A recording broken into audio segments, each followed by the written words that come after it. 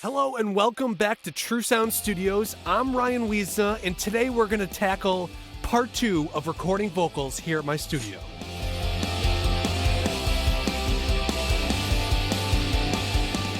So one of the best ways to get a great take, a great vocal recording, is to make the source, the singer, the rapper, as good as humanly possible. So that means starting out with vocal warm-ups or drinking tea or water or milk or whiskey or whatever they think is going to help them be ready to record vocals and give one of the best takes that they can do. So after your vocalist is ready or the source is ready, whether they're going to be right on top of the pop filter or maybe they're going to be back a little bit or potentially even this far back, depending on the projection of their voice, what kind of mood the song has, or maybe just what the vocalist wants.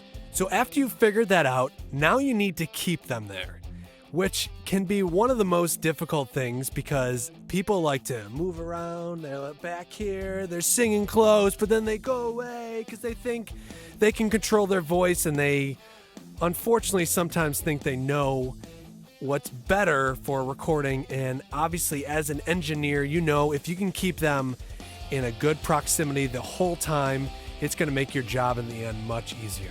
Now obviously there's things such as like the Waves vocal rider and obviously compression that can help smooth out a vocal with some of the highs and lows in volume. But if you can make the source great, obviously the recording is going to be great. One of the ways of keeping a vocalist in whatever distance away from the microphone you feel is necessary for the recording is you can very simply put a chair behind them so that they can't really back up or move too much, so that they have a point of reference of where to be and stay the whole time. Now you might know that their nose needs to be an inch away from the pop filter, but generally the vocalists, they might be nervous or just excited and they're gonna kind of forget and they're gonna be moving all over the place. So something as simple as a chair behind them with the back touching their backside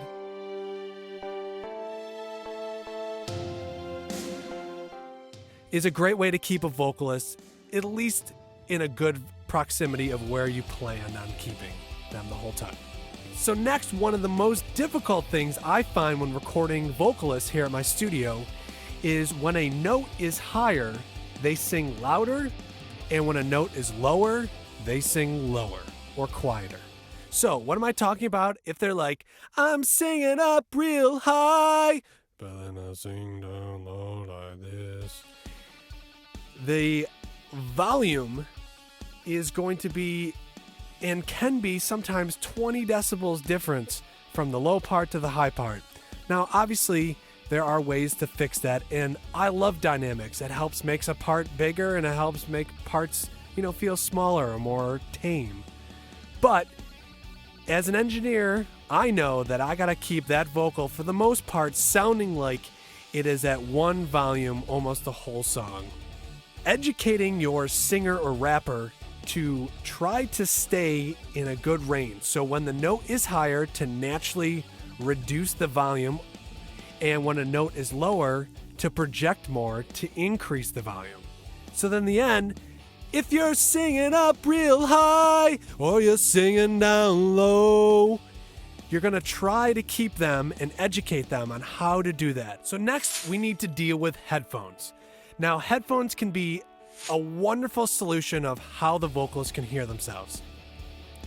It can also be a real problem because a lot of vocalists are going to want to hear their own voice the way they are used to hearing it, with their ears. So we need to find a way to make that vocalist feel comfortable and still be able to hear the music. So one of the best ways to do it is very simply to take off one headphone. Now, what is that going to do? That's going to leak some of the sound from the track or the vocal that's coming back through the headphones, and it's going to be picked up again by the microphone.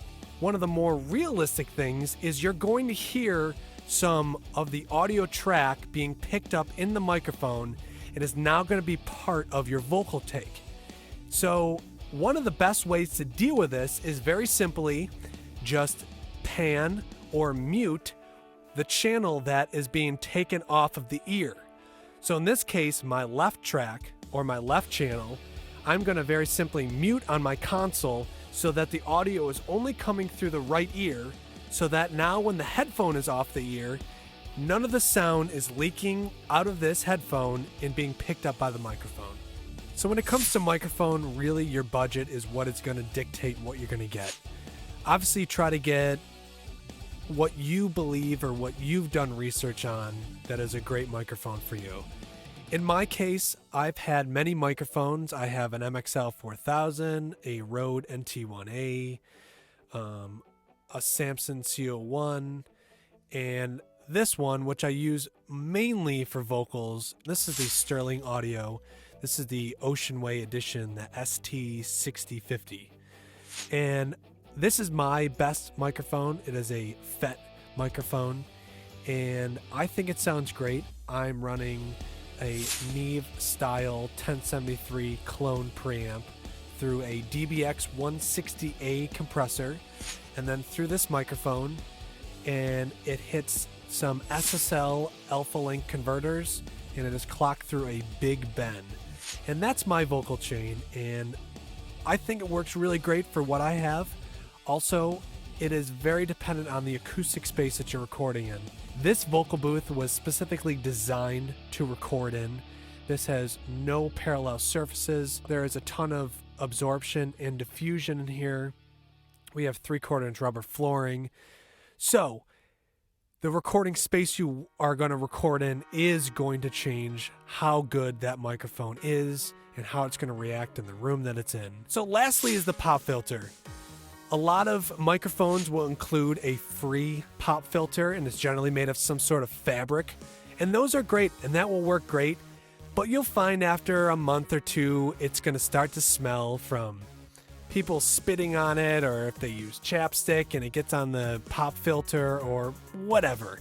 They do start to smell. For $20 or $30, you can pick up a metal pop filter like this one that you can very simply put in your sink and use some soap and water and clean it so that it doesn't smell bad. So in the next videos that are coming up, I will have how to build a homemade microphone booth out of nothing more than just things that are laying around in your house, and hopefully you won't have to go out and buy anything.